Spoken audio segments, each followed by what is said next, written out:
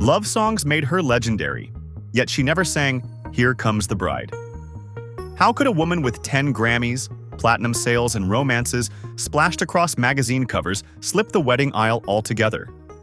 Tonight we untangle 50 years of rumor, heartbreak, and defiant choices to reveal why the First Lady of Rock chose freedom over a ring, and how that single decision electrified every note she ever sang. Before arenas, before scandals, there was a rambling, sun-baked ranch on Tucson's city edge. Linda Maria Ronstadt, born July 15, 1946, grew up inhaling mesquite smoke and three-part harmonies. Her German-Mexican father crooned mariachi classics. Her mother spun Gilbert and Sullivan records while kneading tortillas. Friday nights, neighbors crowded the porch for impromptu jam sessions. 7-year-old Linda fought shyness by harmonizing alto lines under the thrum of crickets. By 10, she strummed her father's weather-scarred Martin guitar, daring brothers to keep up. Cattle chores at dawn, harmony drills at dusk. Such rhythms stamped two convictions into her marrow. Hard work is non-negotiable, and anything caged dies. Those convictions would later bulldoze managers, lovers, even record executives. When puberty smashed in, Tucson felt too small for her octave leaps. A chance coffee house set introduced her to folk guitarist Bob Kimmel, whose stories of Los Angeles twinkled like forbidden treasure. She lasted one reluctant semester at the University of Arizona, then packed a guitar, a single suitcase, and the word yes, the first of many one-way tickets. Los Angeles' Sunset Strip in 1964 was gasoline and starlight. Linda, Kimmel, and bassist Kenny Edwards formed the Stone Ponies, squeezing 3 voices around secondhand microphones in a ratty Santa Monica studio. Producers sneered, "Too country, too girl, too soft." Then Linda belted "Different Drum," a breakup anthem so fearless it melted radio dials. Within weeks, the trio vaulted onto national charts, but press singled her out. Voice of Velvet, Lungs of Thunder. Success roared. So did the gender landmines. Stagehands doubted she could tune her own guitar.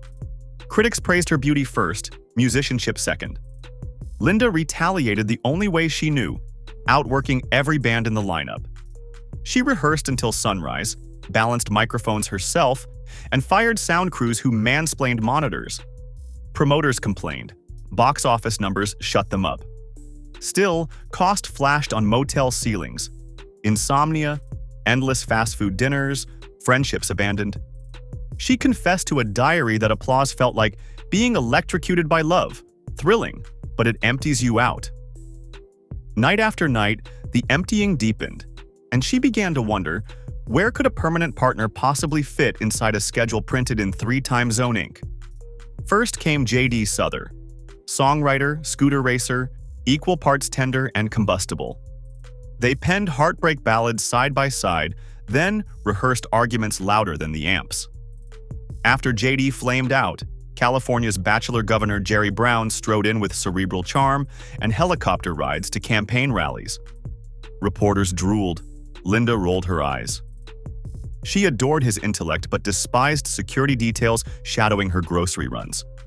Jim Carrey delivered stand-up giddiness during her Pirates of Penzance Broadway run, yet his frenetic energy clashed with her meticulous discipline.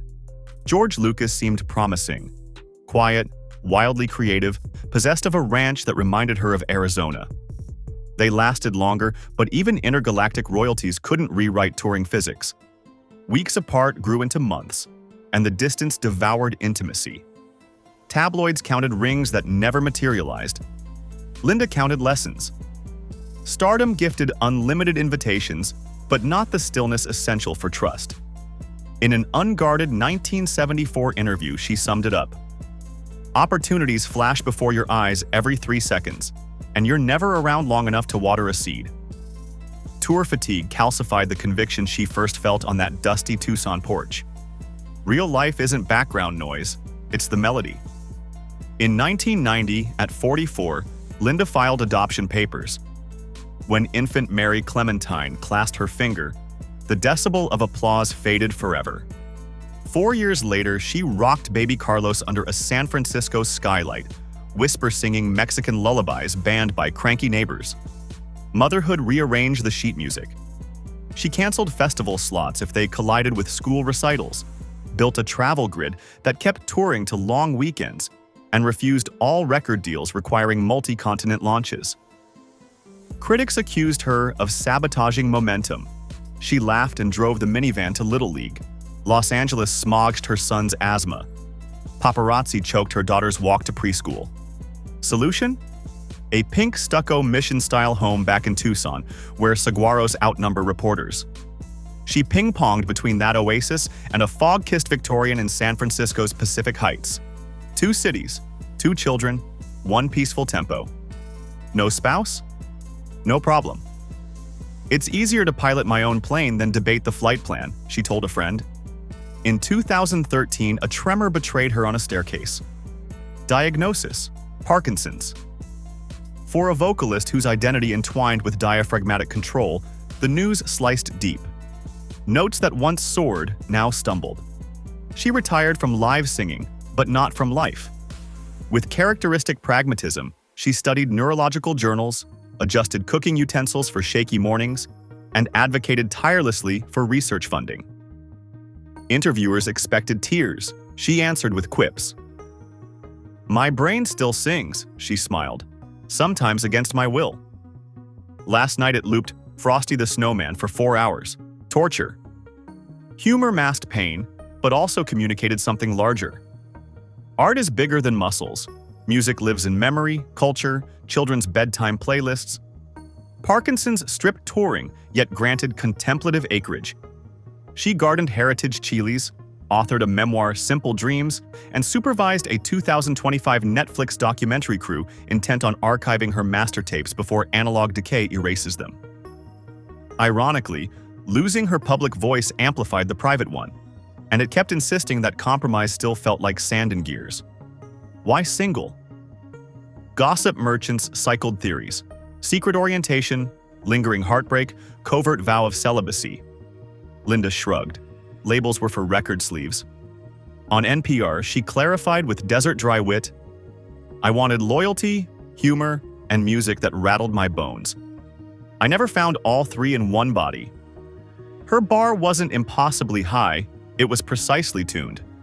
And she refused to lower volume on any channel, especially her own autonomy, to snare a partner. During a 1997 Vanity Fair profile, she expanded, "I'm not anti-marriage, I'm anti-settling. If 2 people amplify each other, wonderful. If one person fades to pastel so the other can glow, that's a bad deal." Decades of front-row vantage to fellow musicians' implosions validated the stance. Addictions, jealousy over charts, children shuttled between tour buses. Critics called her picky. She owned it. Better picky than divorcing at 60 after decades of muffled dreams. Without spousal expectations, Linda poured bandwidth into causes echoing her heritage. In 1987, she released Canciones de mi Padre, a Spanish-language triumph that educated rock fans on rancheras' soaring trumpets and minor-key heartbreaks. Industry suits predicted disaster. It became the best-selling non-English album in U.S. history. Touring that project, she financed Mexican youth music programs, reasoning that mariachi would die if children couldn't afford trumpets. She campaigned against Arizona's anti-immigrant Proposition 187, spoke on Capitol Hill for arts funding, and quietly bankrolled a Tucson literacy nonprofit. No camera crews, no press releases. She viewed philanthropy like harmony vocals, essential yet never overshadowing the lead line. Meanwhile, her catalog mutated into evergreen streaming gold. Gen Z daydreamed over TikTok edits of Blue Bayou. Indie directors synced Long Time under Apocalypse montages, and AI mashups revived her covers in alien keys. Royalty checks fattened, but Linda steered most of them into scholarships at the University of Arizona School of Music. Another circle closed. 2014 saw President Obama drape the National Medal of Arts over her shoulders. She joked the ribbon matched her cataract surgery bandage. Hall of Fame inductions stacked up. Rolling Stone's 500 Greatest Albums list bumped Heart like a wheel. 5 spots higher every revision. Yet neighbors still spotted her at Fry's supermarket comparing tortillas by freshness date.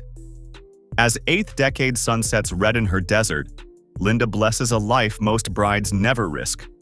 No half-hearted compromises, no resentful what-ifs, no career shelved for someone else's comfort zone. She FaceTimes Mary, now an art therapy teacher, and Carlos, a music producer experimenting with Sonoran trap beats. She gardens chiltepin peppers to levels that scare professional chefs. She mentors young Latina vocalists with the same admonition: sing from the bottom of your feet, then charge proper royalties. She owns fewer regrets than she owns guitars. The vow she never made freed countless others to question theirs. So why did Linda Ronstadt never marry? Because she understood a truth society rarely prints on invitations. Some souls can't duet under contractual time signatures. She chose restless deserts over gated gardens, thunderous freedom over velvet conformity. And every chorus she ever unleashed carries that secret for listeners desperate to claim their own amplitude. When her rendition of "You're No Good" rattles your speakers tomorrow, pause and ask, which promises am I keeping that muffle the sound I was born to make? Stick around. Our next story dives into the chart-topping idol who risked everything on a song the label ordered him to bury. End card cue. Subscribe, share, and keep the volume as loud as your spirit.